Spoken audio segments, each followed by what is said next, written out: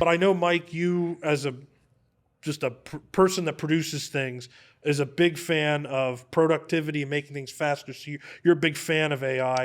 You don't want to see any of the negative stuff. So it's not like you support the stuff that the naysayers are saying. You don't like that. You just want to see the good side in something. Oh, sure. Which is the productivity aspect of it. AI helps amplify and bring things that I have in my mind to life faster.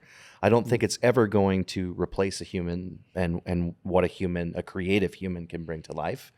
It's always going to need a prompt. You're always going to need to have the idea to put into an AI model to get a response back. So the genesis of anything AI is from a human being, a creative human being, in the case of what we're talking about. And obviously it's so fast. It spits things out to you so that you can continue to connect the dots and advance, in my case at least, advance what you're thinking and what you're processing.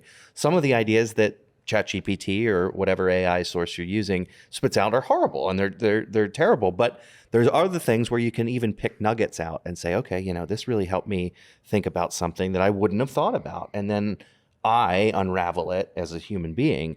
And I feel, with the strikes and everything, it's like people hate AI because they feel like it's encroaching on their jobs. And I would never want to see people lose their jobs because of AI. I certainly wouldn't defend it for that reason. But I also know AI is not going to go away. It's not. It's not going to go away. So everybody out there, in my opinion, needs to embrace AI and utilize AI as a tool, just like the internet, just like email, just like all of the things that we talked about in that previous episode. All of those were new tools at that time that we now use regularly. I think AI is going to be the same way. It's a tool to help us move things forward faster. That's my opinion. Well, that's a good great take on it. It is. Do you have a take on it that you're willing to use? You use ChatGPT, right? I do at Age of Learning for ABC Mouse. Yep. I use it pretty extensively as like a brainstorm partner. Yeah. Or as a it's thought like having a partner. writing staff. Sure. So you can give it.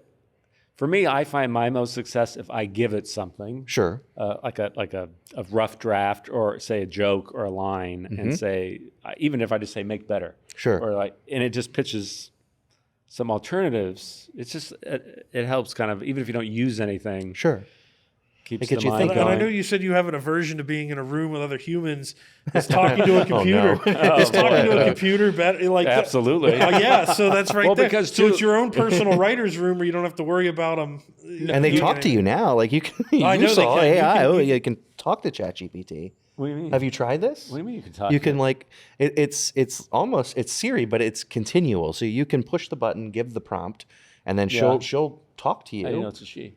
Well, it's Yeah, I it don't sounds want like to a gender female that voice. computer. It sounds does like it come out? Yeah, it talks. Oh, it speaks. It speaks like Siri speaks, and it talks to you, and then at the end it's like, what do you think about that? And then you can say, well, no, change this or do that, and then, oh, that's a great idea. Let me just tell you about I have this. to try this. Yeah. Oh, wow. And it's literally a dialogue that you can have back and forth with. Oh, that's interesting. It's a little slow though, right? A little slow, but we'll not get as there. slow as, But it'll as get the faster. ABC Mouse app. I mean, I do find, because when we were managing, and I say we by Jim Prater, who was my writing partner at Age of Learning and co-head writer, when we have like a lot of freelancers and you get scripts in and you have to give them notes, it's very different giving notes to a human, right? Because you got to do the compliment sandwich, right? So you got to try to, like, this was great about it.